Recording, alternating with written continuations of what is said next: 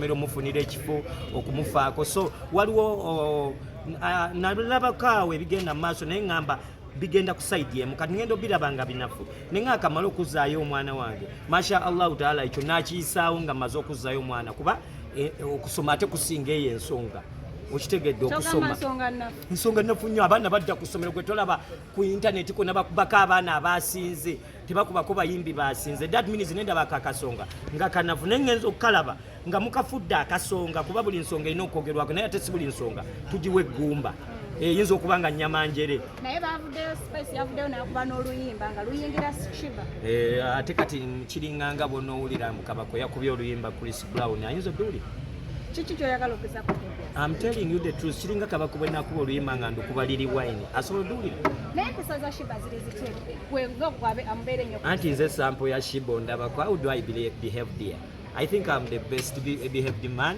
and good manners. I got good manners when you talk about behaviors and good enough I learned these behaviors from my friends, my partner, and she's good. I'm sorry. Nyenda muiga Kevin like hard working, being a respective man, being a gentleman, being real, realness, being real in your heart, equal to the environment. Munsonye mungenda njigo luzingu nga kali akaye kagayo from the Sheebah Olutalo. I'm becoming viral. Olowooza kukina ekigenda mu maaso message by'oyinza okuwa Spice Diana? Sinawo message kuba ndaba nga akatali mu nsonga kuba nali badde muwa message naye ndaba I think she's making a blunder nga bwe nkugambye mbu wemba mpala na Chris Brown nze mba nfiirwa kati kugamba mulo njogera mu wakabi kuba nasembyo njogera ne bakyali bange nengambako n'owakabi omu kuba nze manya nsinga nembuuza gravity kuba gravity ansinga nemubuuza gravity osinga Sheebah naŋŋamba Kabako siina we ntuuka Sheebah meaning that lugendo lukyali luwanvu tebiri mu kusinga I told you that when let me talk about Sheebah in brief way. Buli muntu ayagala kubanga Sheebah. Frankly, nange ndi musajja siri mukazi naye njagala kuba muziki nga Sheebah. Buli ali eyo yenna gyali tebabalimba n'omwana asoma teri atayagala kubanga Sheebah.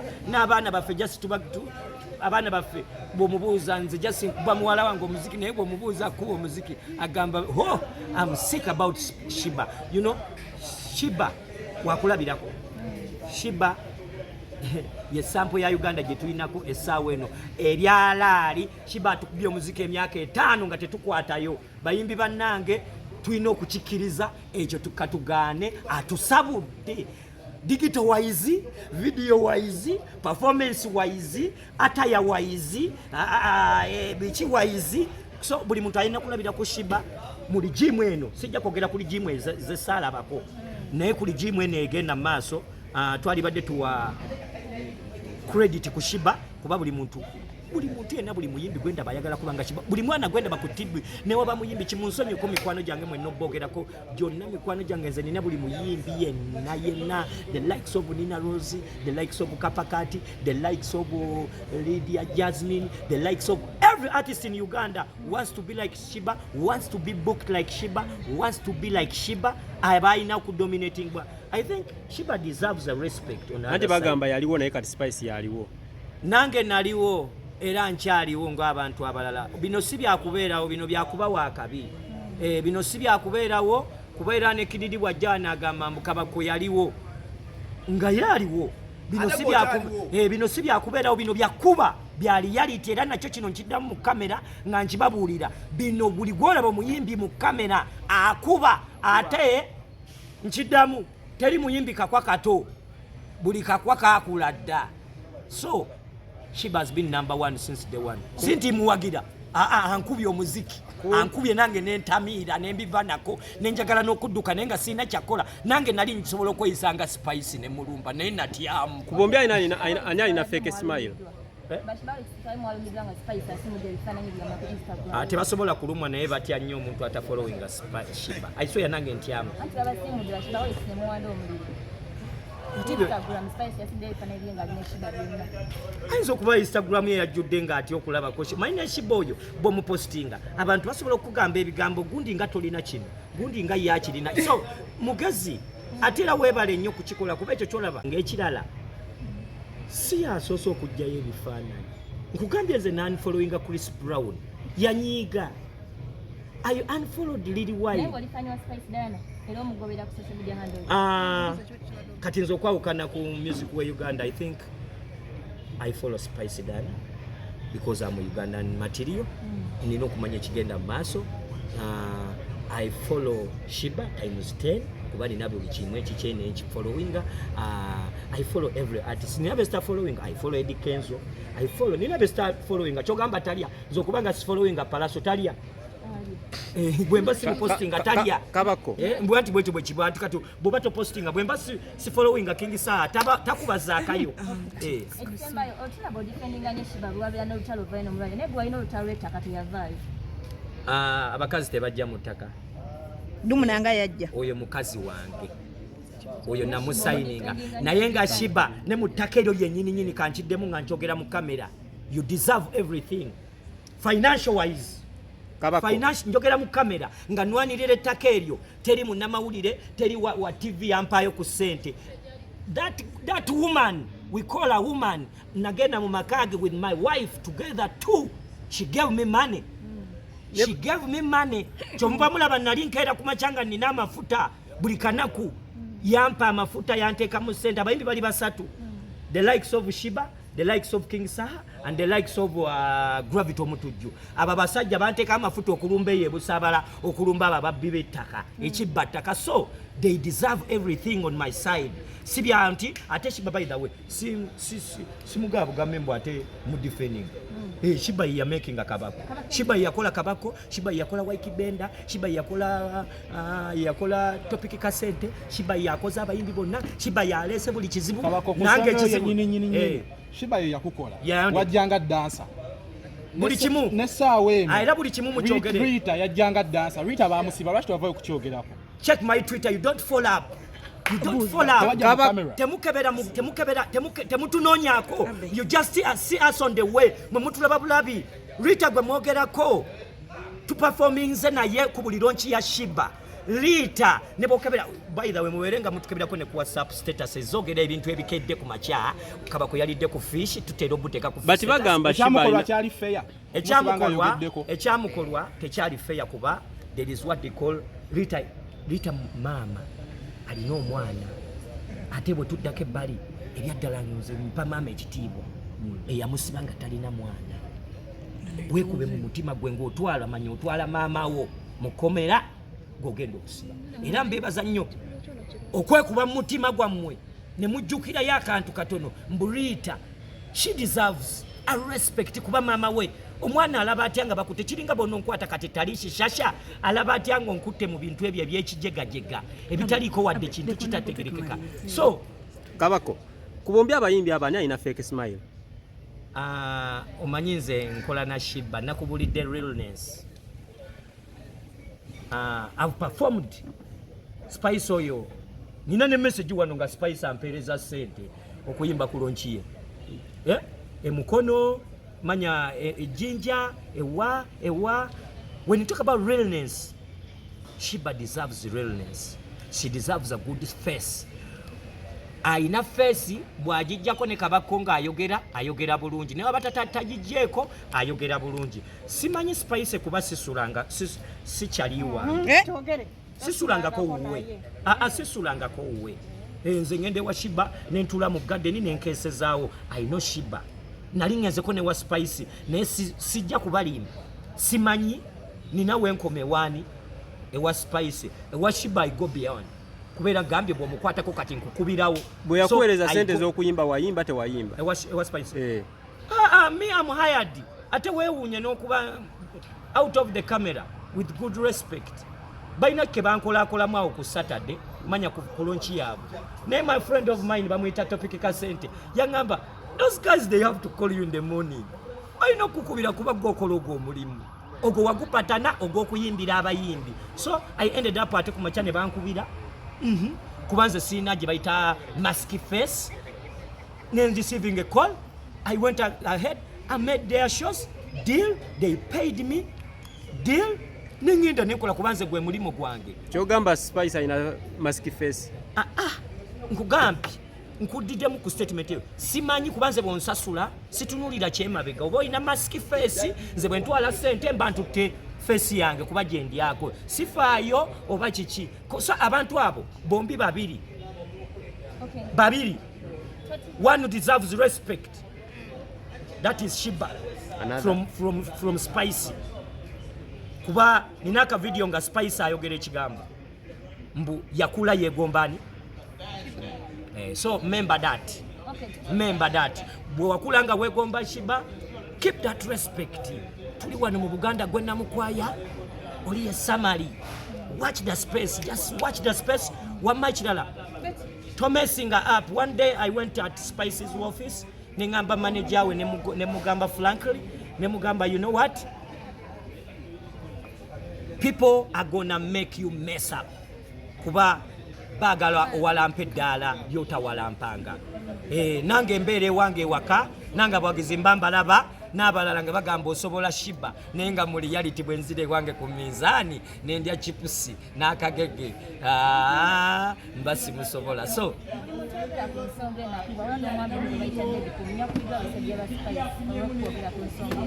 just when you see me totidde kukuba listen out from the camera.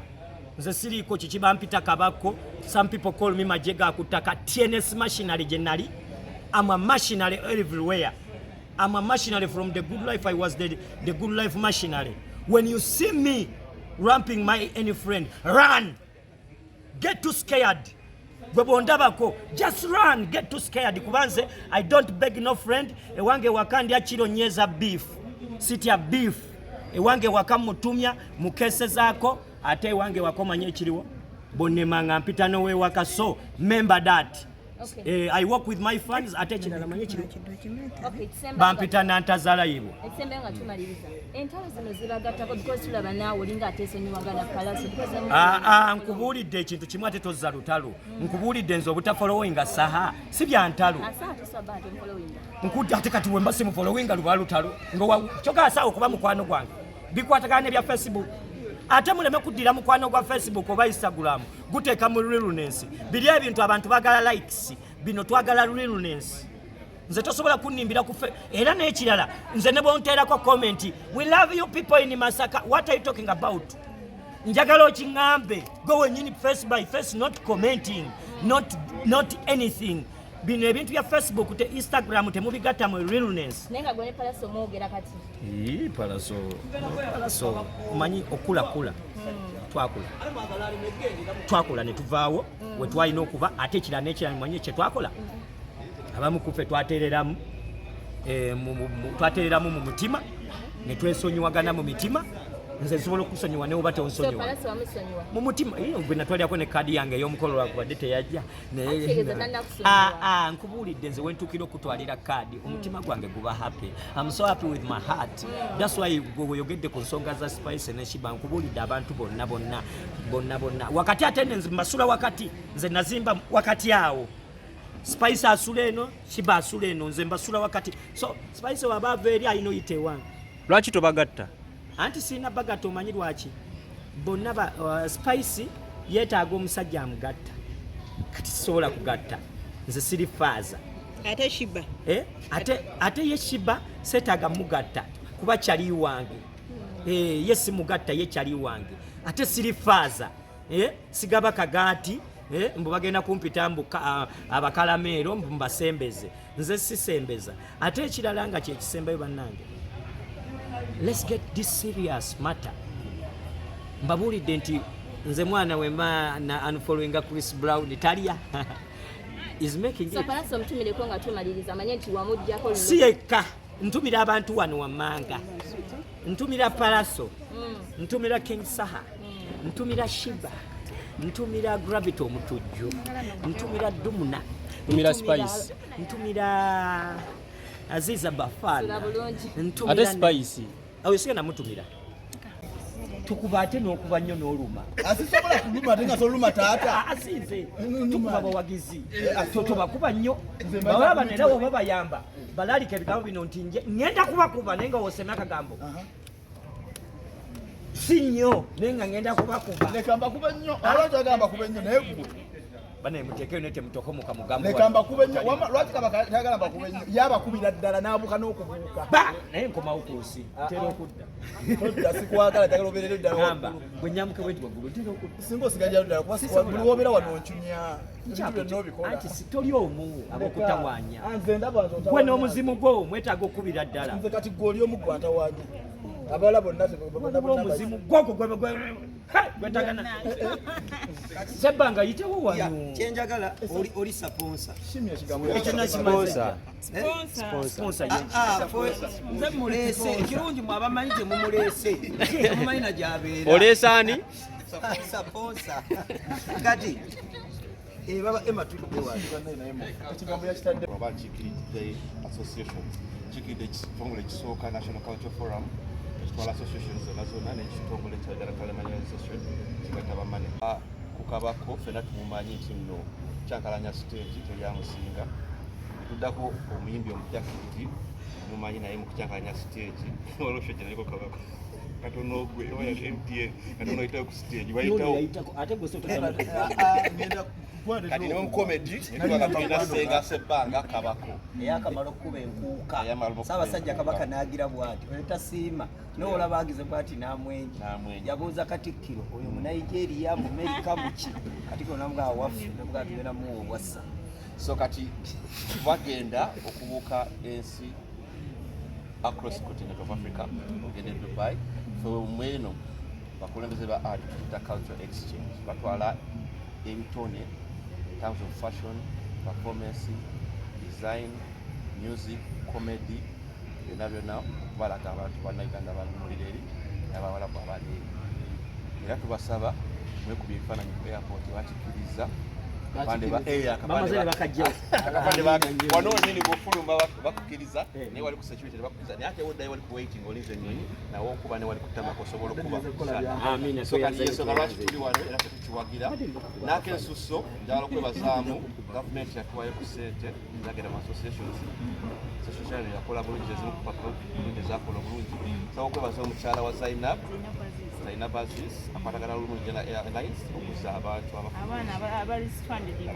abatalina byogera waddiza ku bwereere batekamu akasente akatente nobaddiza abantu balina biwandiiko so mbayambako kati bw'ofunirawa temunaaya Uganda Airlines by the way yampayo offer okuba ku tiketi nga wampa kuba irayisi kitegede kyekisinga obukulu abagole bwekiri mugende ndowooza nze kantandike kubanga Sheebah kikyava ku nnyonyi era akasente kaffe bwe batufandinga zezimu ku ssente ezinyambyeko okulaba nga neekulaakulanya okutuuka ku eno level esente bazimpa ez'emyoga obukadde 3 si zange wabula baziteeka mu association yaffe ng'ekibiina ky'obwegassi eky'abakomediani twongere ku capital waffe oyo omutono gwe tulina tusobole okwekulaakulana naye nga si za muntu omu bazo association ng'ekibiina ekigatta abakomediani so Sheebah ebintu by'e Dubai mbimanyi era nasooka nemponingirawo baba Kabako abayimbi nga temunnagenda eri bamanyi omuntu ogukyagulanyi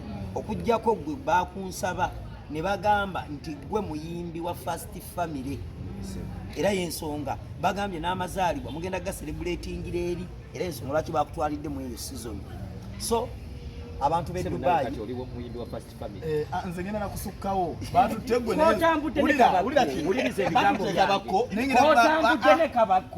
bagenda kujja mu First Family nze mukulu otambudde nange ogenda kuyingira First Family kati ako tulisogambe kulino kwesa luzungu naye Sheebah nga bwe mmanyi abantu bange ab'e Dubai sooka okubeebaza nze ne banzikiriza nange ne bangatta ku First Family ne baga nti Sheebah oli waffe ate nno ekyasinza okumbeerera omuganzi Dubai Sheebah nakkiriza n'enkola neetika emigugu gyange nga bwe mugiraba n'engitwalira n'engizza kati kyasanyusa nnyo abantu b'e Dubai serebu okuvaayo n'agamba nti asobola okukola ate era n'akiteera ddala mu nkola mbeebaza mwebale kumpa bizinensi kati olunaku olwaleero tulwana mu press conference eno yesiibula abantu b'e Uganda tugende Dubai ab'e Dubai batwanirize tugenda kuddamu tukole endala nga tutuuse Dubai eno tugikoze okukakasa bannayuganda omulamu oguliwo nti tusimbudde ng'ekibiina kyaffe ekyatukkiriza tugenda Dubai tukiikirire bannayuganda ba artist abataliyo nga tusanyusa bannayuganda bako olefe kenyini ulira wamma sebanga tujja malakati ulira wamma mbagamba kididi Kabako tujja Dubai gwe munini gwange okusosola nnyaki ennyonyi sebanga mumanyi muogezi ono yayogerako n'emikolo n'ennyimbe ulira Kabako tugira abantu basibule tutuba basibule tugenda basibule kubanga ulira engeri gye guli omulundi gwa kididi okusooka gwe gusoose bannange tugenda kukola bwe tuti bannamawulire engeri kididi gwe mulundi gwa gusoose gwe gusoose gwadagala emirundi bina kati wulira kididi mbadde mbasaba abannamawulire kamera zonna njagala mutunulire kididi ng'alinnye ki mumuyambe kamera zonna ati beera live nze gambe ngina amadala nga linnyanzina ntula nzina okuva ku stage slide paka ku nnyonyi olwokutaano luno olw'omukaaga luno tugenda kubeera Dubai tugenda kubeera ku bayita Legends Bar Satwa Chelsea Hotel mbasaba mikwano gyange mwenna ab'e Dubai mwenna Salja ebitundu ebirinaanyeewo Moira tutuuse wano bajje balabe we mukuba omuziki Kabako njagala gwe awo tugenze Dubai tumulese atuwulira ebigambo byange awo mulese njagala ove wano ng'olagendagendayo danse nkulese baba alinnya agenda kuba nkulese ntudde kati kwagenda nze nkomewo ulira namulabya azina amazina gange naye kati ku TikTok yo ngenda girinya baninamu amaddu Kabako kididi bwe tuve Dubai tudda Abu Dhabi anti tamanyi nyonyi bamulagirira kati abantu ba Abu Dhabi sijjanga ka Abu Dhabi obulamu bwange bwonna Abu Dhabi sijjanga wompitawo sebutata wajja okola shoti konji tiragikola Dubai kati mikwano gyange aba Dubai njija nakano nako kakole ku shoti ko ka boy card I'm going to urinate kati enkeera mikwano gyange nga 12 gwena kuba lwa Sunday Abu Dhabi njiddamu Abu Dhabi Abu Dhabi mbadde ngenda kule mbadde nkutwala naye osokoze ensobi nkulese bajja kukomyawo nkulese Kabako abantu ba Abu Dhabi nkiddamu bwenti Abu Dhabi kubanza sijjanga ka Abu Dhabi ntera kujja nenkola shoti ko Dubai stop over Dubai nembwaka naye abantu ba Abu Dhabi ngena kusomwezi 12 nkiddamu njija ne kididi njija ne sebanga kuliko bamwita DJ wa Dinio oyo mwana oyo akubala apo oyo wa freestyle baita we Dimio nyweramu Deni DJ waswa tabulira ddala togenda bwenjitegedde togenda todda mukogera togenda bwosigadde olw'ebigambo byoyogedde osigadde ulira amache gamba uliriza ebigambo byange mulese wandeka abazidde natwala muddumuna wandeka abazidde ulira gwonemye ulira nyingira kwa majega waggulu onekira ga butaka omanyi lwakinkulese kwagala kusala kaviri kalungi nsinga Kabako kulese tokasalangako abataddemu sente nange kanjogere senga sebanga yogera mu luzungu abantu babimanye abataddemu sente omwami yateeseteese bamuyita Shim Invents tali yekka ayambibwako ne munne wa Shatani Promotions omwami Salongo wamu ne Nalongo so abami bali bataddemu sente ate waluna bagenda okutambuza ono kididi kuba gwe mulundi okutambuza nogenda buli wamu nebaza nnyo ne nsingira ddala okwebaza aba Sky and Nature Tours and Travel mwebale nnyo mwebalire ddala mwaba Sky and Nature mwebale nnyo kuba kati gwe mugenda okutambuza ono si passenger ndiwe Masaka nina eno kago nze ndiwe Masaka dukira bebaza nnyo aba Sky kuba gwe bagenda otambuza omunamu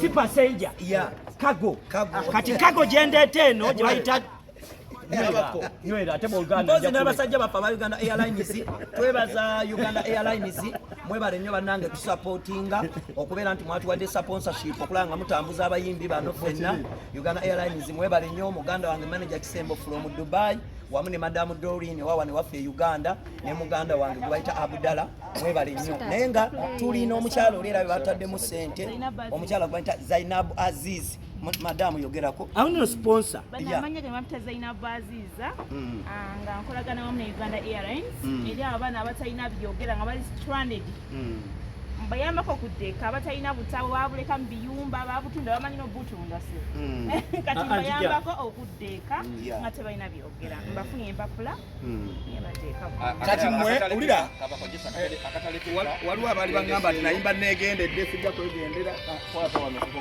akatale ke ka ku nsonga eno lwaki National Cultural Forum eri wano tuyambe nnyo bannabitone okufuna visa z'amangu embassies emabega awo twawadde system enambula abakola baleta CD leta vugi leta YouTube channel naye kasita National Cultural Forum eri recommending abangi nnyo last year bekala recommending abaswanzi bafunsi kati waliwo nambe Canada nawe walagenda Dubai Dubai osoka baliwo ya National Cultural Forum ekubamu ekitiibwa n'ekirala tulina okuteesaganya ne gavumenti etuyambeko summits ezimu wezibeerayo wabeerawo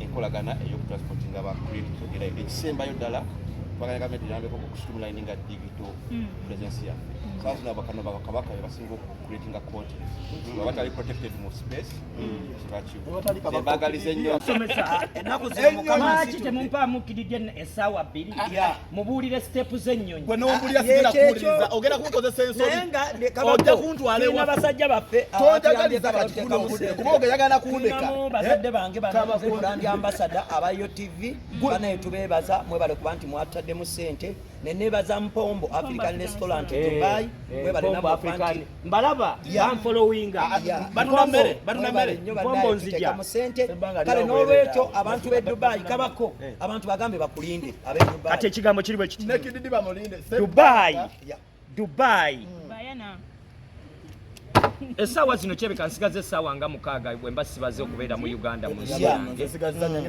anti gwe olina okunsooka kuba nze kutwala ate tusobola kuba kati tusooka Dubai mikwano gyange ab'e Dubai ebitundu ebirinanye wawa abawala abakyala abavubuka mwenna mikwano nzija abawala wamma munindo ono mumuleke ayina mama bebi naye ajja naye mwanyina zeddumu n'agenda agenda ne bebi wendeka nze wama bakyala mbeetaaga sente nina njagala mukazi gwe nzina naye kati neegende sente nina njija neddumu nanina nange nzija ne gomesi yange abantu b'e Dubai ku luno ngenda kujja na gomesi kubanga bwe nakoze mu nkuuka ate ne Dubai bwe nakalala kalango kaffe k'e Dubai nga nkabulya mikono gyange Dubai nze bwe